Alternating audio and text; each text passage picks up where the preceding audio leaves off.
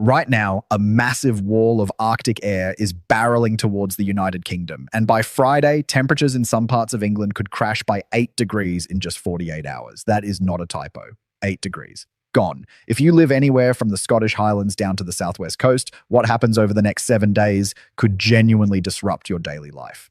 And here is the part most forecasters are not telling you yet. There is a scenario backed by multiple weather models where significant snowfall reaches low-lying areas, not just the hilltops, not just northern Scotland, but places like Birmingham, Manchester, even parts of southern England.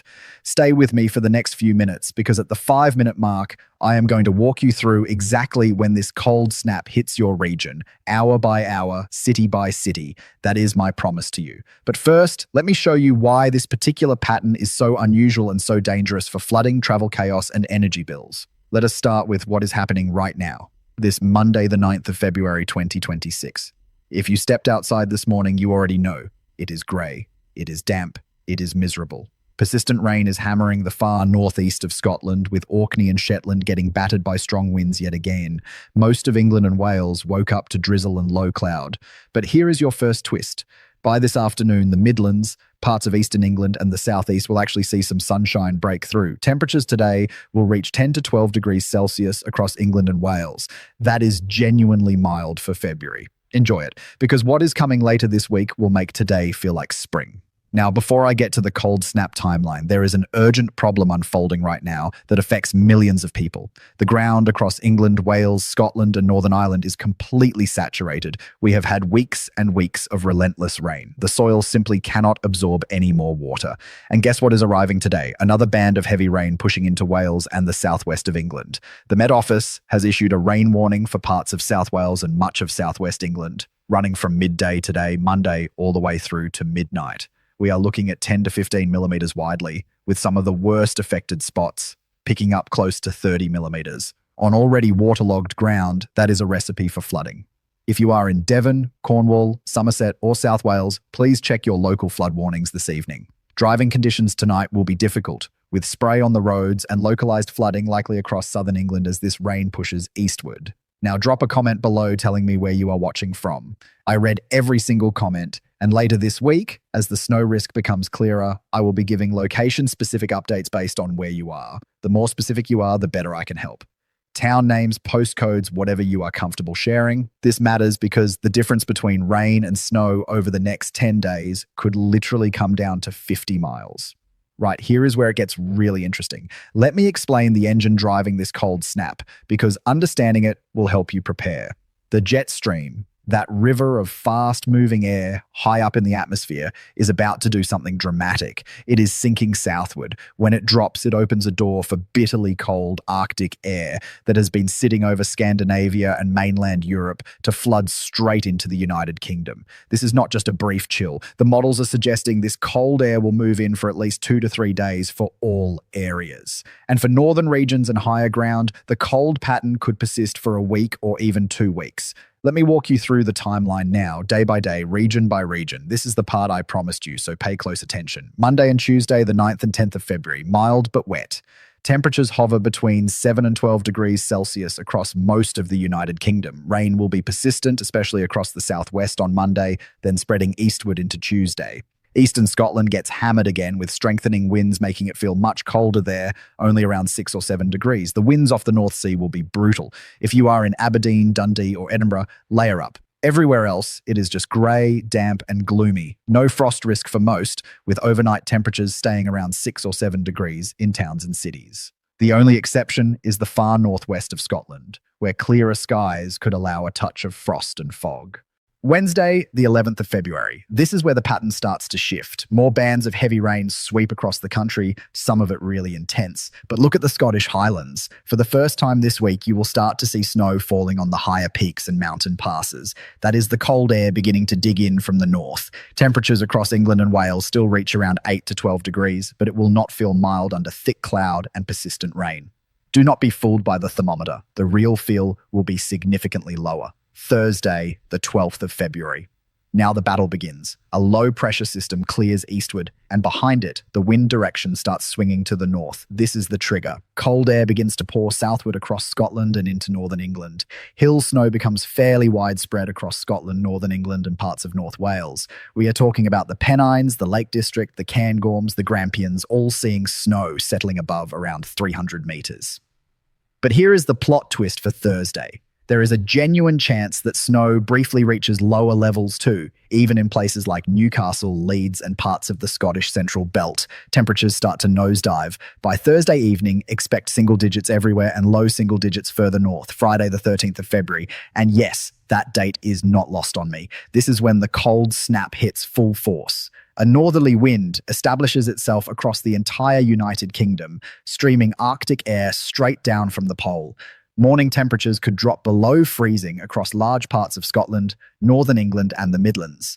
By Friday afternoon, even areas in the south that were sitting at 12 degrees just 48 hours earlier will struggle to reach 4 or 5 degrees Celsius. That is a crash of 7 or 8 degrees in 2 days. Snow showers will run down the east coast, driven by that bitter northerly wind. Think Northumberland, Yorkshire, Lincolnshire, East Anglia, even Kent could see flurries. The Scottish east coast from Inverness down to Edinburgh will be particularly exposed. Saturday and Sunday, the 14th and 15th of February, the coldest period. Proper Arctic air mass over the United Kingdom, harsh overnight frosts, potentially -3 to -5 degrees Celsius in sheltered rural areas.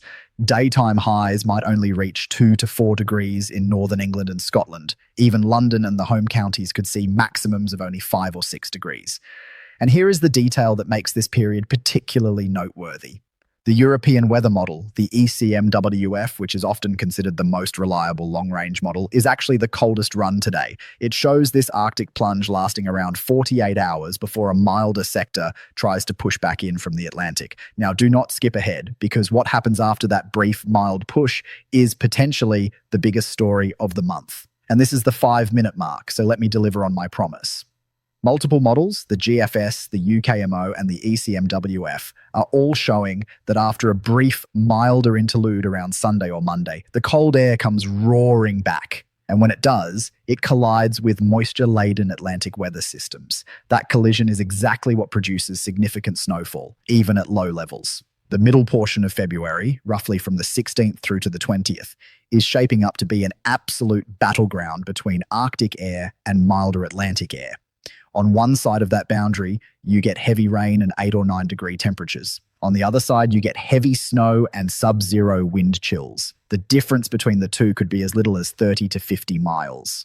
Let me give you the city breakdown for that crucial middle of the month period. London and the southeast, mostly on the milder side of the boundary, but there are model runs that drag the cold air far enough south to give a period of snow even here. Do not rule it out. Birmingham and the West Midlands, right on the battleground. You could see rain turning to snow and back to rain multiple times. Manchester, Liverpool, and northwest England. Significant snow risk, especially if the wind has any northerly or northeasterly component. Leeds, Sheffield, and Yorkshire, very high snow risk, exposed to northerly and easterly winds funneling cold air straight off the North Sea. Newcastle and the northeast, one of the most exposed areas. Expect snow showers from the northerly wind and potentially heavier falls when weather fronts interact with the cold air.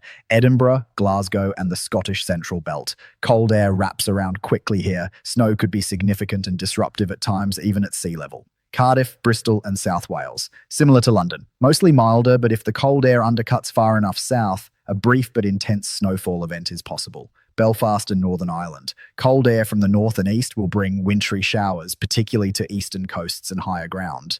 Now, I have to be honest with you because I respect your intelligence. This is not a guaranteed nationwide blizzard. The models are showing a very mixed picture.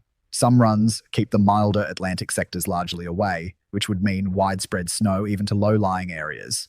But the majority of model runs show a more up and down pattern, cold days alternating with milder days, snow one afternoon, rain the next morning. That is actually harder to forecast than a straightforward cold spell, and it means the exact timing and location of snow will remain uncertain until we get within about 48 hours of each event. What I can tell you with high confidence is this. Temperatures will drop significantly from Thursday onward. There will be widespread frost from Friday through the weekend. Snow will fall on hills and mountains across Scotland and northern England, and the risk of snow reaching lower levels, including major cities, is genuine and worth preparing for. Here is what I suggest you do this week. Check your heating system is working properly. If you have not had your boiler serviced, now is the time. Make sure you have de-icer and a scraper in your car. If you are in an area prone to flooding, the rain early this week could make things worse before the cold arrives, so keep monitoring river levels. And if you are elderly or have elderly neighbours, check in with them. A sudden temperature drop can be genuinely dangerous. Before we move on, let me repeat the key dates, because this is critical. Thursday the 12th, the cold air starts arriving. Friday the 13th, full Arctic blast, temperatures crash. Saturday and Sunday, the coldest nights, widespread hard frost. Then a brief milder push Sunday into Monday before the cold potentially returns even stronger from around Tuesday the 17th onward. Write those dates down. Set reminders on your phone, because the weather is going to change fast, and being caught off guard in sub-zero temperatures with snow on the roads is not something anyone wants. Now, I mentioned the ensemble models, and here is one more fascinating detail. The GFS ensemble mean for the next 2 weeks shows temperatures running slightly below average overall, but that average hides wild swings. Some individual model runs show daytime highs of only 2 degrees Celsius. Others show 7 degrees on the same day. The dew point, which tells us how much moisture is in the air, hovers right around freezing. That is the sweet spot for snow. Not too dry that nothing falls, not too warm that it turns to rain. It is absolutely marginal, and that marginality is what makes this period so exciting and so difficult to pin down. One thing is clear. The second half of February 2026 is going to be dramatically different from the first half. We have gone from relentless mild Atlantic rain to a pattern where Arctic air is a constant threat. Even if the mildest scenarios play out, we are still looking at frost, ice, and occasional snow. And if the coldest scenarios verify, we could be talking about one of the most significant cold snaps in recent years. So here is what I need from you. Drop your location in the comments. Tell me what you are most concerned about, whether that is snow, flooding, frost, or travel disruption. I will be back in 48 hours with a much sharper forecast as the high-resolution models come into range. And in that next video, I am going to show you the hour-by-hour snow risk maps for Thursday through Sunday, because by then, the models will have a much clearer picture of exactly where the rain-snow line sets up. That is going to be the most important forecast of the month, and you do not want to miss it. Hit subscribe and turn on notifications so you see it the moment it drops. And for those of you in the flood-affected areas of Somerset, the Severn Valley, or parts of East Anglia, I know the last thing you want to hear is more rain early this week, but there is a silver lining buried in this forecast. When the northerly wind establishes itself from Friday onward, it actually cuts off the Atlantic moisture supply. That means a drier spell for several days. Yes, it will be cold, but your waterlogged fields and swollen rivers will finally get a chance to recover, even if only briefly. That dry window could last through the weekend and into early next week before the Atlantic tries to reassert itself. For farming communities and anyone dealing with flood damage, that reprieve could be genuinely valuable.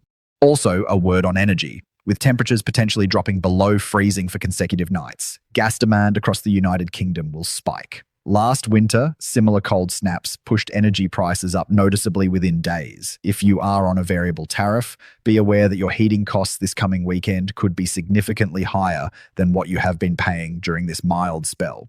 Consider preheating your home on Thursday while temperatures are still reasonable, and make sure your pipes are properly insulated, especially if you live in older properties. Stay warm, stay safe, and I will